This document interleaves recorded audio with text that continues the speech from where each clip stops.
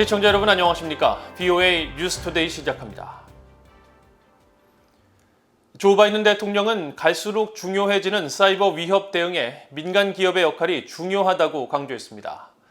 미국에서는 최근 러시아 추정 해커들의 전방위적 공격이 증가하고 있는 가운데 미국 정부는 북한의 악의적 사이버 활동에도 주시하고 있습니다. 첫 소식 박형주 기자가 보도합니다. 조 바이든 대통령은 25일 백악관에서 국가 사이버 안보 회의를 열어 랜섬웨어 등 갈수록 증가하는 사이버 위협에 대한 대응 역량을 강화하기 위한 민관 협력 방안을 논의했습니다. 바이든 대통령은 특히 사이버 안보는 세계적인 문제라면서 지난 6월 세계 주요 7개국 G7 정상회의에서 동맹국과 이 문제를 논의했을 뿐 아니라 블라디미르 푸틴 러시아 대통령과의 회담에서도 러시아의 사이버 공격 문제를 제기했다고 밝혔습니다. 그러면서 기업들이 주요 사회 기반 시설을 운영하는 만큼 사이버 안보 강화를 위한 민간 영역의 역할이 중요하다고 강조했습니다. And the federal government can't meet this challenge alone. I've invited you all here today because you have the power, the capacity, and the responsibility, I believe, to raise the bar on cybersecurity. 회의에는 정부 핵심 당국자들과 함께 미국의 대표적인 정보기술 IT 기업인 애플의 팀 쿡, 구글의 순다르 피차이, 아마존의 앤디 제시 최고 경영자 CEO를 포함해 뱅크 오브 아메리카와 JP 모건 체이스 등 금융기관, 또 에너지 기업과 보험회사, 교육계 대표 등이 참석했습니다. 정부는 이날 회의에서 랜섬웨어 등 악의적 사이버 위협에 대응해 기업들에게 더욱 강화된 보안 조치를 촉구했고, 기업들은 첨단 기술을 활용한 사이버 보안 개선 방안을 제안한 것으로 전해졌습니다. 미국에서는 지난 5월 최대 송유관 회사인 콜로니얼 파이프라인과 세계 최대 육가공업체 JBS가 전산망 해킹 공격을 받았고, 국무부와 재무부, 상무부, 국토안보부 등 최소 9개의 공공기관도 지난해 해킹 공격을 받았습니다. 이에 따라 바이든 행정부는 범정부 차원의 사이버 안보 전략을 총괄하는 국가 사이버 국장직을 신설하고, 연방정부뿐 아니라 민간 분야의 사이버 안보 기준을 상향하는 대통령 행정명령을 발표하는 등 사이버 안보를 주요 사안으로 다루고 있습니다. 미국의 사이버 대응 정책 범주에는 북한도 포함됐습니다. 미국 정보당국은 지난 4월 공개한 2021 연례 위협평가 보고서에서 북한의 사이버 능력과 관련해 매우 중요한 미국의 인프라 네트워크에 일시적이고 제한적인 지장을 초래할 수 있고 미국 내 기업의 네트워크에 지장을 가져올 수 있는 수준이라고 명시했습니다.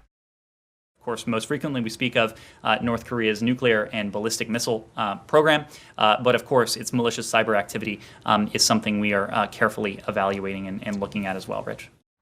미국 법무부는 지난 2월 가상화폐 탈취 시도 등 사이버 범죄 공모에 가담한 혐의로 북한 해커 3명을 기소했고, 연방수사국 FBI와 재무부 등은 북한 해킹그룹 라자루스의 위협을 경고하는 부처 합동주의보를 발령했습니다.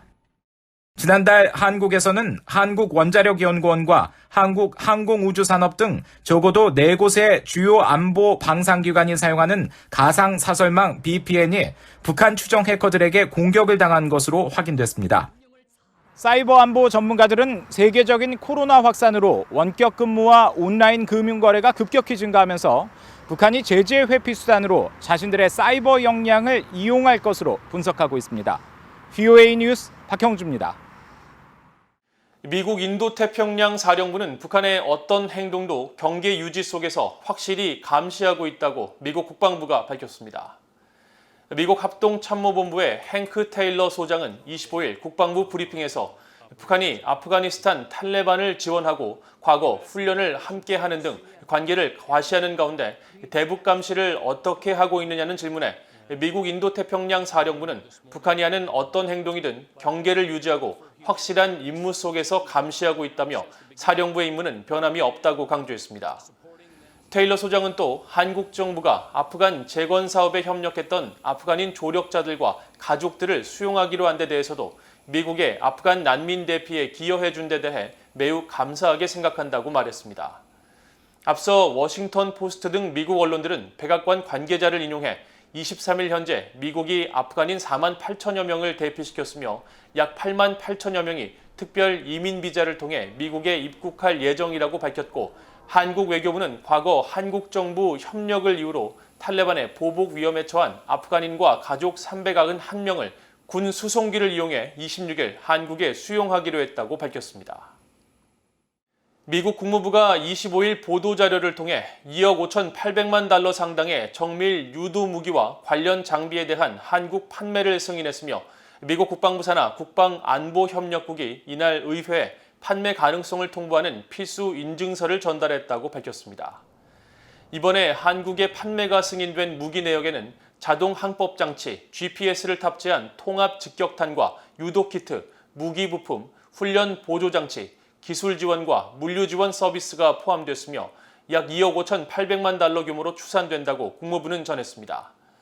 국무부는 이번 판매 제한은 인도태평양 지역의 정치적 안정과 평화, 경제 발전에 중요한 역할을 하고 있는 한국 등 비나토 동맹국의 안보 향상에 기여하고 미국의 외교정책 목표와 국가 안보 목표를 뒷받침할 것이라고 강조했습니다. 또 미한 동맹 간 작전 계획을 지원하고 조건부 전시작전 통제권 전환 계획이 제시한 조건을 충족시켜 한반도에 가용한 군수 자원을 확대하고 현재와 미래 위협에 대응할 수 있는 한국군의 역량을 향상시키는 데 도움이 될 것이라고 설명했습니다. 아프리카에서 주로 초대형 동상 건축으로 외화벌이를 해왔던 북한이 최근에는 소규모 공사에까지 손을 대면서 계속 외화벌이를 하고 있다는 지적이 제기됐습니다. 아프리카의 북한 노동자들은 임금의 80% 이상을 북한 당국에 바치는 등 강제 노동의 피해자라는 비판도 나왔습니다. 함지하 기자가 보도합니다. 네덜란드 레이든 대학교에서 북한과 아프리카의 외교, 군사, 경제적 협력 등을 연구해온 티코 벤데르훅 연구원은 25일 미국 동서센터가 개최한 화상 토론회에서 북한이 벌이는 아프리카 내 외화벌이 사업이 다양해지고 있다고 지적했습니다. 그동안 대형 동상 건립 중심이었던 외화벌이가 이제는 수영장 같은 작은 공사까지 이어지고 있다는 겁니다. In recent years, we had quite a lot of attention for these large companies like Mansudae, these large art studios in Pyongyang. But there is really interesting research being done on smaller entities that do not construct these grand monuments, but construct smaller constructions like roundabouts and swimming pools and that sort of stuff. 실제로 BOE는 지난 2019년 북한의 만수대 창작사의 해외 법인이자 대북 제재 대상인 만수대 해외 프로젝트 그룹이 서아프리카 세네갈에서 코르만 컨스트럭션이라는 위장 회사를 차려 주택과 호텔, 공장 건설에 나선 사실을 확인해 보도한 바 있습니다. 벤데르훅 연구원은 북한이 작은 공사까지 손을 대는 것은 제재 이행에 대한 미국의 압박이 영향을 미친 것으로 분석했습니다. When the United Nations panel of experts tried to clarify what was going on, often their calls for inquiry were unanswered. I actually think that in this respect, that pressure from the UN didn't matter very much, but pressure from the United States mattered more. 벤데르훅 연구원은 이어 북한의 해외 노동자들은 임금의 80% 이상을 당국에 바치고 있다면서 이들의 외화벌이 상황을 강제 노동으로 규정했습니다. Where we've encountered concisive evidence of these laborers that they had to give away 80% of their income to the state. They were not allowed to have their passports with them within the country. They often had to take on extra work outside of like the regular contracts in order to maintain a certain standard of income. They were not allowed to roam freely through the country.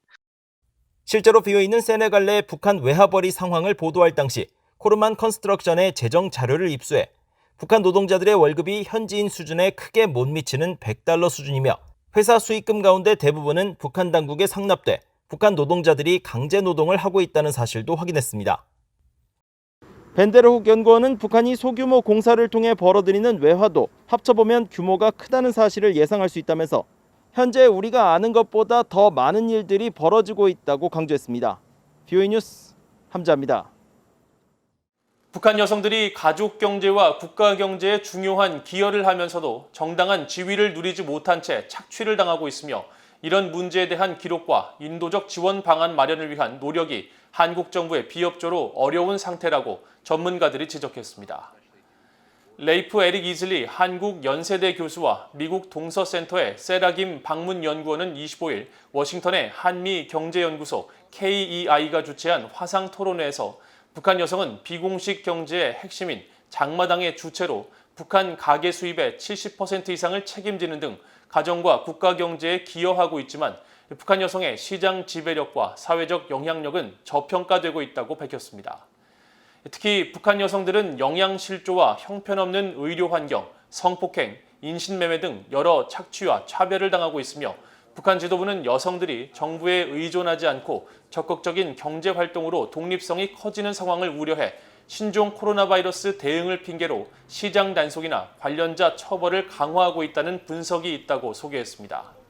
그러면서 북한 여성들에 대한 인권 착취를 기록하고 효율적인 인도주의 지원과 여성들의 경제 역량 강화를 지원하기 위해 국제사회가 인공지능 AI 기술을 활용할 필요가 있지만 그러나 한국 정부의 비협조로 기본적인 자료 수집조차 매우 어려운 상황에 대해 깊이 우려하고 있다고 말했습니다. 영국에 정착한 탈북민 출신의 김찬숙 할머니가 최근 89세를 일기로 세상을 떠났다고 영국 런던대 오웬 밀러 교수가 24일 영국 일간지 가디언에 할머니의 영어 이름인 시실리아 김의 부고를 올리며 전했습니다. 런던대 연구 프로젝트를 수행하면서 김 할머니를 만난 밀러 교수의 부고문에 따르면 서울 출생의 김찬숙 할머니는 1950년 6월 25일 북한의 남침으로 인민군이 서울을 점령하자 인민군 부상병 간호를 위해 입대한 뒤 복무를 마치고 평양 의대에 입학해 의사가 됐지만 남한 출신이라는 이유로 갖은 고초를 겪다가 1973년 딸과 함께 함경북도 새별군의 광산촌으로 쫓겨났습니다. 김 할머니는 1978년 중국 접경 지역에서 일반 의사로 다시 활동할 기회를 얻었지만 1990년대 중후반 이른바 고난의 행군 시절 대기근이 닥치자 홀로 딸을 부양하기 위해 집에서 만든 술을 암시장에 팔며 근근히 살아가다 1998년 딸과 손녀를 데리고 중국 국경을 넘어 탈북했으며 이후 한국 정착의 어려움으로 70대 나이에 영국에서 살아왔습니다. 이상으로 BOA 뉴스투데이를 모두 마칩니다. 시청해주신 여러분 고맙습니다.